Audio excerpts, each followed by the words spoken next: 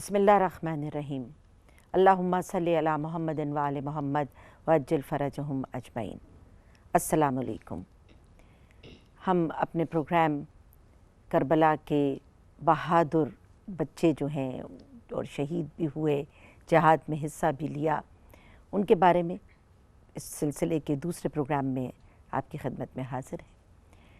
اور جیسے کہ ہم نے اپنے تمہیدی پروگرام میں یہ واضح کیا تھا کہ یہ بچے ایک خاص مقصد اور ایک خاص ہدف کے ساتھ امام حسین علیہ السلام کے قافلے میں شریک تھے، اور جوں جوں سفر گزرتا گیا ان کا جذبہ جہاد اور شوق شہادت جو ہے وہ بڑھتا چلا گیا اس حد تک کہ جب شب عاشور آئی، یعنی کہ 9 اور 10 محرم کی درمیانی رات، یہ رات جو ہے اس کے اندر بھی بڑے راز پنہاں تھے۔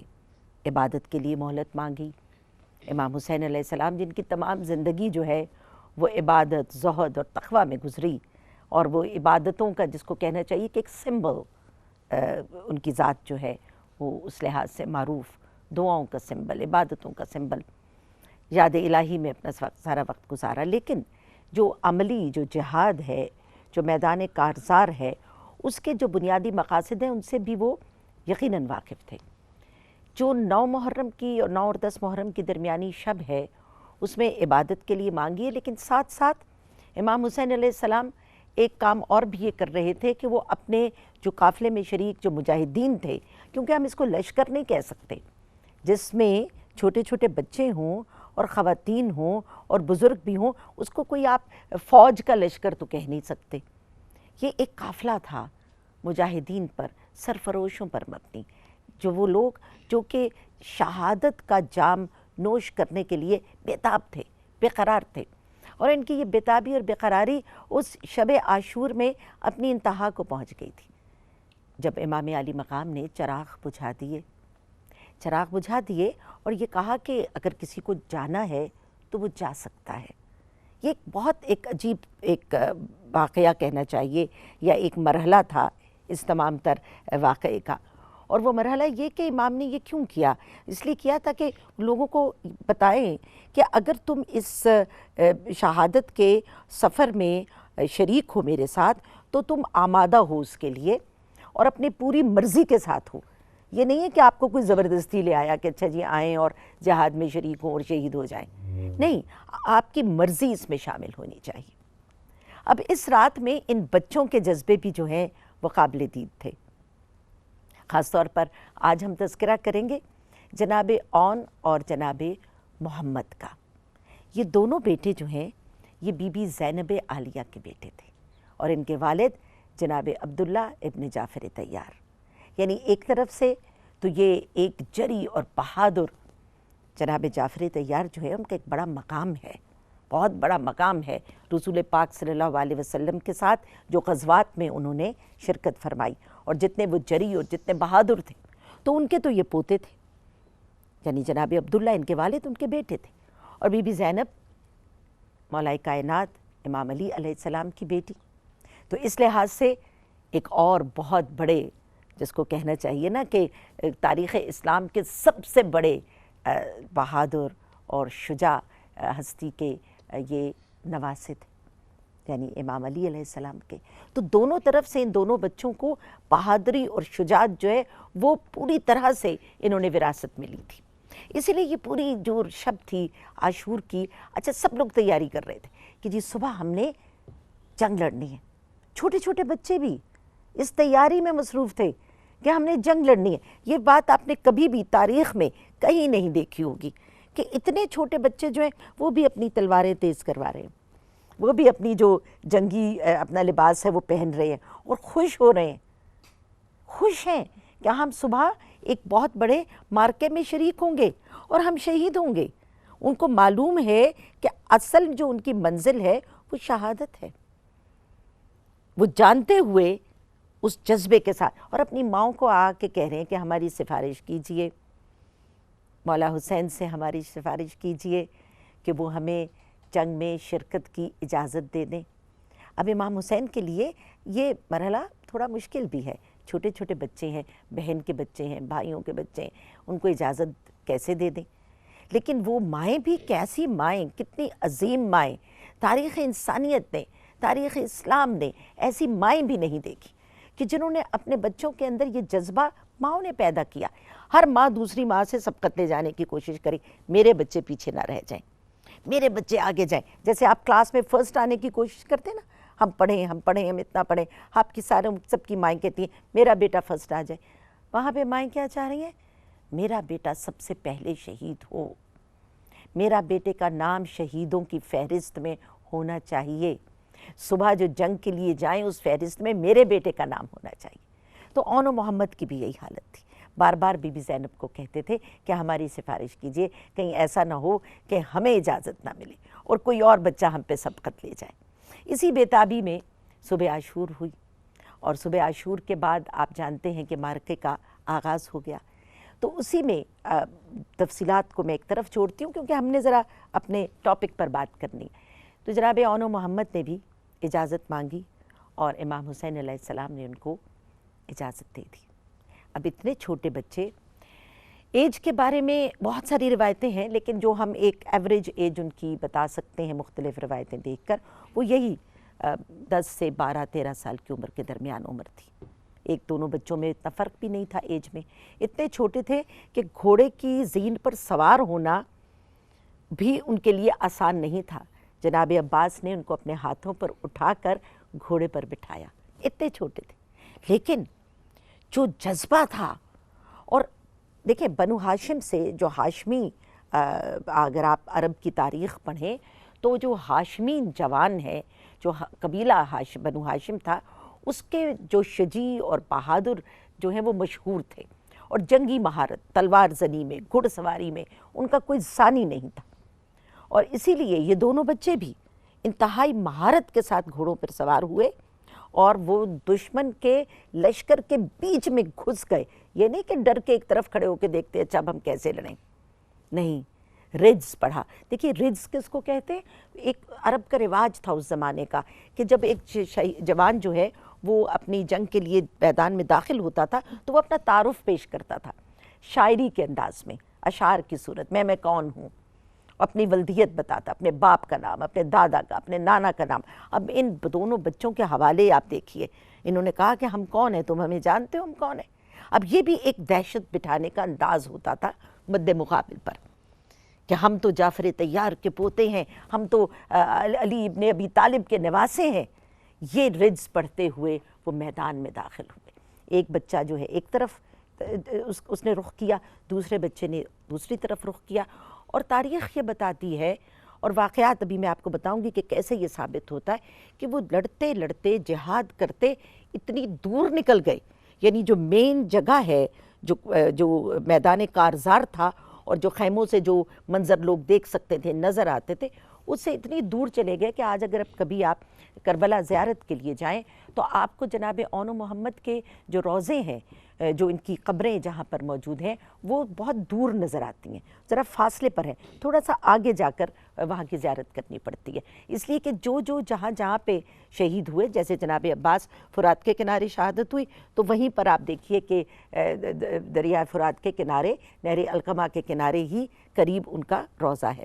اسی طرح جہاں پہ شہادتیں ہو رہی ہیں وہیں پہ قریب جن کو دفن کرنا وہاں نصیب ہوا، یہ ایک الگ داستان ہے کہ کون کہاں دفن ہوا۔ تو جناب اون و محمد اتنی دور چلے گئے، اور ایک بچے کے بارے میں روایت ہے کہ انہوں نے شاید 70 دشمن جو ہیں ان کو واصل جہنم کیا۔ دوسرے بچے نے بھی اسی طرح سے 70 یا 90 کے قریب، یعنی اتنا بڑا جہاد۔ اس جنگ میں جو مشہور اور بڑے جہاد ہیں ان میں شمار ہوتا ہے جناب اون و محمد کے جہاد کا، یہ اتنا بڑا جہاد تھا۔ اور انہوں نے جب وہاں جا کے جب آخری ان پر حملہ کیا گیا، ظاہری بات ہے کہ ایک اکیلے تنہا جنگ لڑ رہے ہیں تو چاروں طرف وہ لاکھوں کا لشکر، اور کتنے بڑے بڑے سپہ سالار جو ہیں وہ اپنے کوئی 4000 کا لشکر لے کر آ رہا ہے، کوئی 3000 کا لشکر لے کر آ رہا ہے، کوئی 5000 کا لشکر۔ تو وہ اب جب انہوں نے دیکھا کہ چھوٹے چھوٹے بچے یہ تو ہمیں انہوں نے ہرا دیا اور یہ تو آگے بڑھ گئے، تو ان سب نے ان کو گھیرے میں لیا اور پھر ان پر حملہ کیا، اور اس طرح سے دونوں بچوں نے جام شہادت نوش فرمایا. لیکن اس میں جو دیکھنے کی بات ہے وہ یہ ہے کہ انہوں نے کتنا زیادہ ان میں جذبہ تھا. خوف نہیں تھا, ڈر نہیں تھا کہ کیا ہو جائے گا, ہمارے اوپر حملہ ہو جائے گا. نہیں, وہ اس جذبے سے سرشار تھے اور آخر کار انہوں نے جام شہادت نوش فرمایا. اور ماں کی یہ حالت تھی, بی بی زینب عالیہ, ان کا ذکر یہاں پر کرنا بہت ضروری ہے کیونکہ بی بی کا بہت بڑا مقام ہے, اس پورے واقعے میں بہت بڑا مقام ہے. کیونکہ وہ ایک, جس کو کہنا چاہیے نا, امام حسین علیہ السلام اگر ایک جنرل تھے تو وہ ان کے پیچھے جو لیفٹیننٹ جنرل, آپ کو آج کی زبان میں سمجھاؤں تو وہ بی بی زینب عالیہ تھی, کیونکہ وہ پوری ایک کمانڈ ان کے پاس تھی, خواتین اور بچوں کو سنبھالنا. اور پھر جب واقعہ ختم ہو گیا تب تو بی بی خود جنرل تھی, وہ لیڈ کر رہی تھیں اس قافلے کو, سپہ سالار وہی بن گئی تھیں. تو انہوں نے اپنے بچوں کو جو بھیجا تو بس مولا کی خاطر بھیج دیا, راہ خدا میں بھیج دیا, اور بھیجنے کے بعد انہوں نے پلٹ کر نہیں دیکھا, یہ رنجیدہ نہیں ہوئیں, کوئی بین نہیں کیے, روئی بھی نہیں, اپنے بچوں کا صدمہ بھی نہیں کیا. بلکہ لوگ تو حیران ہوتے تھے کہ کیا ان بچوں کی کوئی ماں نہیں ہے کہ جو ان پر کوئی رونے والا نہیں ہے. یہ ایسا کیوں کیا بی بی نے, یہ ایک سوال آتا ہے نا ذہن میں. ورنہ کوئی اپنے بچے کی تکلیف دیکھ سکتی ہے ماں؟ نہیں دیکھ سکتی. کوئی بچہ ایسا ہو سکتا ہے کہ وہ ماں کو چھوڑ کے تلوار لے کے گھوڑے پہ سوار ہو کے لڑنے چلا جائے؟ ہم تو بچے چھوٹے چھوٹے جاتے ہیں, گھٹنے میں چوٹ لگے روتے ہوئے ماں کے پاس آتے ہیں. مگر وہ بچے کچھ اور بچے تھے, ان بچوں کو تربیت ایسے کی گئی تھی کہ وہ بالکل ایک مختلف نسل کے بچے تھے.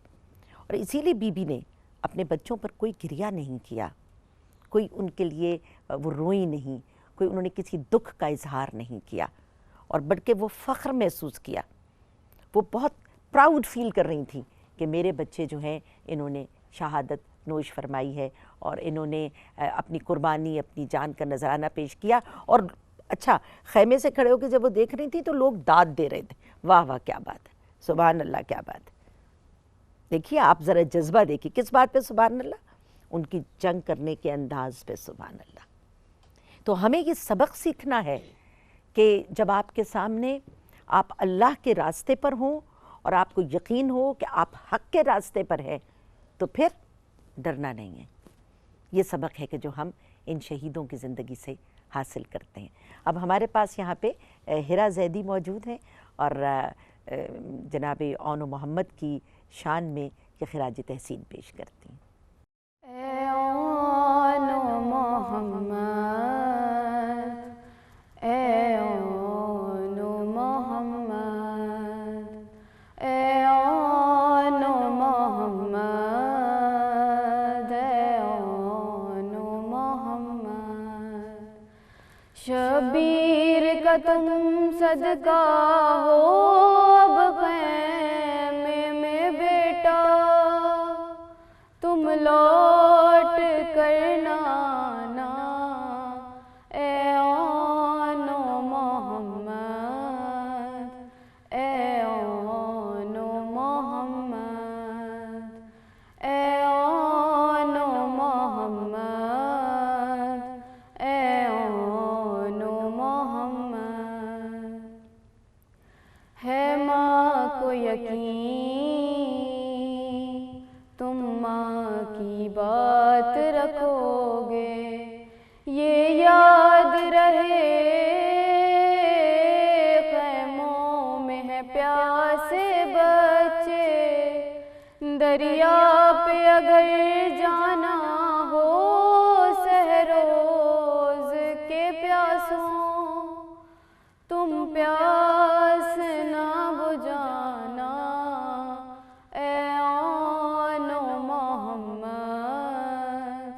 اے اون محمد, اے اون محمد, اے اون محمد. ہر حال میں تم پر لازم ہے شکر خدا کا, اے شہزادوں ہے صبر تمہارا ویسا,